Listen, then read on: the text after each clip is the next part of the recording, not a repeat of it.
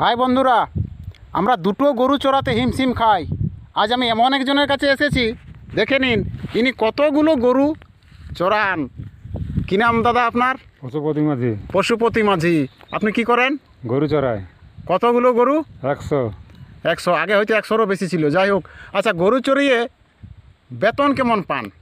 এই 3 মন, 3 মনে ধরে নাও। মানে দুটো গরুই 3 মন।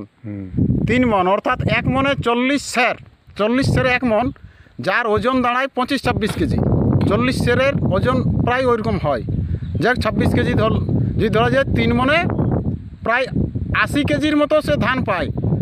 সারা বছর 365 দিন দুটো গরু চড়িয়ে 80 কেজি মতন ধান, এইভাবে সে কাজ করে চলে। তারপর আপনারাই একটু হিসাব করে জানাবেন কমেন্টের মাধ্যমে যে একদিনে একটা গরুই ক টাকা পায়।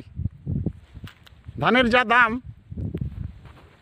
সেইভাবে মোটামুটি এখন কেমন, ওই 20 টাকা কেজি না কেমন? যাই হোক, সেইটা 20 টাকায় কেজি। হ্যাঁ, তো 80 কেজি ধান পাই গোটা বছরে দুটো গরু চড়িয়ে। একটা গরুই কত হচ্ছে একটু আপনারা হিসাব করে দিবেন। দেখুন, তাহলে এর জন্য একটা অবশ্যই ধন্যবাদ পশুপতিদাকে।